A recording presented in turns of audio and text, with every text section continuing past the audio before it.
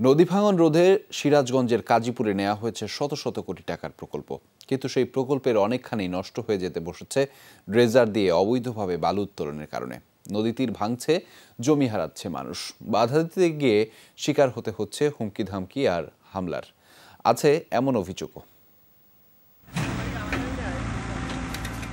নদী ভাঙন কবলিত কাজীপুর, প্রতি বছরই ভাঙে যমুনা তীর, সর্বস্ব হারায় অসংখ্য মানুষ। পৌর এলাকায় ভাঙনকে আরও তীব্র করেছে এমন অনুমোদনহীন বালুমহাল। ড্রেজার দিয়ে তোলা হয় বালু, রাখা হয় নদী তীরের পাশের আবাদি জমিতে। বাধা দিতে গেলে দেয়া হয় হুমকি ধামকি, করা হয় মারধর, এমন অভিযোগ স্থানীয়দের। 1 বছর বালু তুলবো আর 3-4 বছর কোনো আবাদ নেই।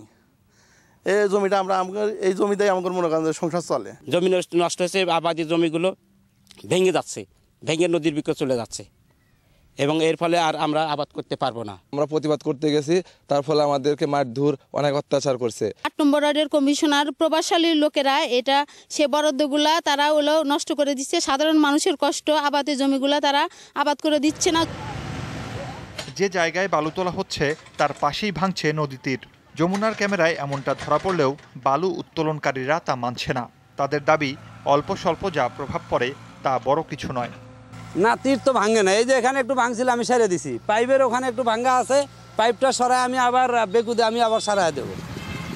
বিষয়টি বেশ কয়েকবার স্থানীয় প্রশাসনকে জানিয়েছেন বলে দাবি পৌর মেয়রের, তবে কেন ব্যবস্থা নেওয়া হচ্ছে না তা জানা নেই। আমি এই বিষয়ে আমার উপজেলা নির্বাহী কর্মকর্তা ইউনো সাহেবকে আমি অবগত করি।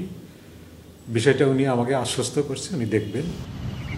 উপজেলা নির্বাহী কর্মকর্তা বলছেন, বালু না তুলতে মৌখিক নির্দেশনা দেওয়া হয়েছে, প্রয়োজনে হবেন আরও কঠোর। এখানে বালু তোলার কোনো সুযোগ নাই।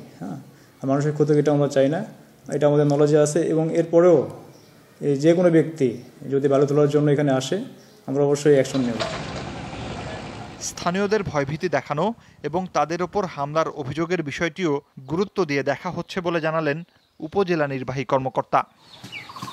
মুর্শিদুজ্জামান হিমু, যমুনা নিউজ।